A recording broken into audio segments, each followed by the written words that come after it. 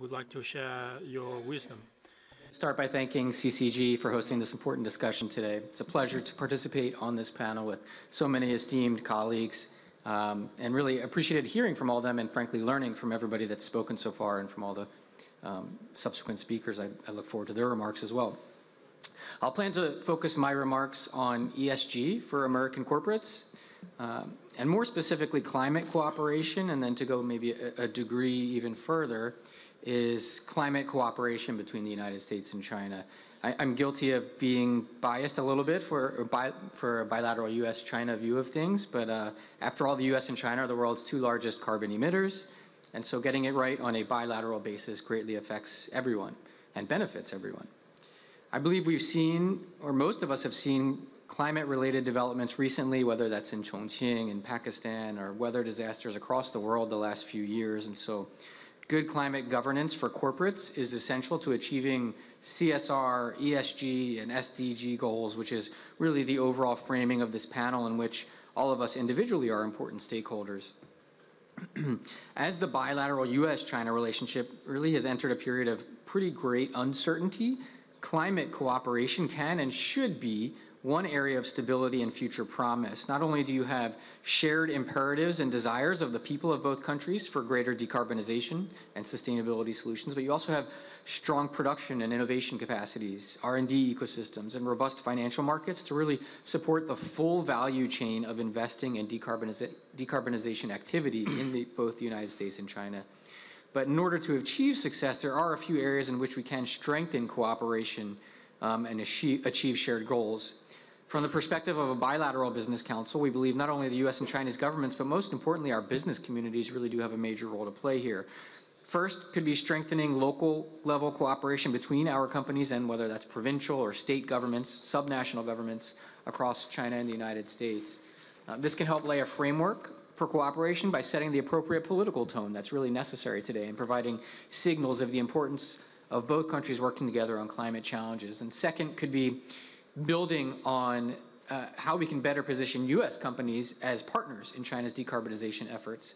After all, carbon emissions and climate change are not limited by borders, so clearly cooperation and competition, to be honest, will help drive the best and most efficient economic results impacting us all. Through subnational partnerships, localities can better understand the practical challenges their counterparts are facing, whether that's case studies on utilizing new technologies and monitoring systems for protecting against climate change-induced extreme weather events that have appeared across the world, best practices for adopting renewable energies and securing the grid to power cities, or even methods to improve energy throughput to avoid capacity disruptions while still meeting emissions targets. In looking at our business communities, I'd like to offer some ideas that cover what deeper U.S.-China climate collaboration might look like. And we are all aware that Chinese stakeholders up and down the value chain continue to explore alternatives to coal and high emissions energy sources, as well as decarbonization solutions. Just looking at the facts, China's total coal consumption dropped every month for the last 12 months between June 2021 and 2022, with the largest year-over-year drop in at least a decade. If you look at China's steel sector, which I think contributes about 15% of the country's carbon emissions, state-owned giants have announced roadmaps to reach carbon neutrality ahead of China's national targets, similar for coal power generators and also in the construction sector as well.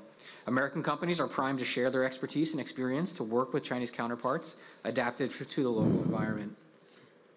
In addition, U.S. companies are not newcomers to working with local partners here on various climate initiatives. One of those is carbon capture, and that's happened for well over a decade now, combining the efforts of U.S. companies and research institutes, both from within China and without. In recent years, companies have begun to move that carbon capture cooperation from research into capacity building, assisting Chinese demonstration projects, including MOUs that have been signed to advance U.S. participation with at least 6 CCUS projects in China, and notable projects with international cooperation have taken shape in Sichuan and Jilin over the last few years. In other fields, increasing energy efficiency across industrial or commercial supply chains is another area for collaboration. Recently in China, in the last 12 months, we've seen the tricky balance of electricity supply and climate targets, including the dual control energy consumption and energy intensity targets. To better address the energy security concerns, the Chinese government can work with businesses to better align pilot plans for allowing them to directly contract energy from renewable or lower emission power generators via direct purchase contracts. Another key part of China's energy transition is demand for less polluting energy alternatives.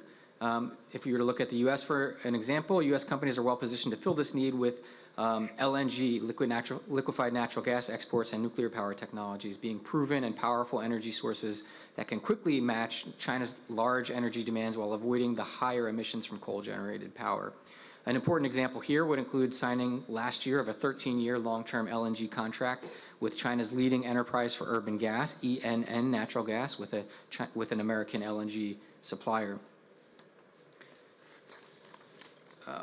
There is also more we can do on bilateral incentives. I won't go into detail given time restraints, but there are tax incentives that both of our governments can be looking at to complement each other. For example, the 45Q tax credit is a pretty successful tax program in the U.S.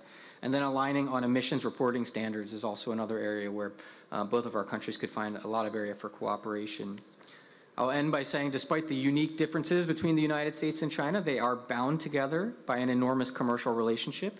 Just like this relationship, climate change is a clear and present challenge that affects all of us irrespective of borders. It also means that the bilateral economic relationship, both sides do have the policy tools to enact positive targets and incentives for this multi-decade undertaking, and the business community is happy and ready to be a partner in this process. Thank you very much.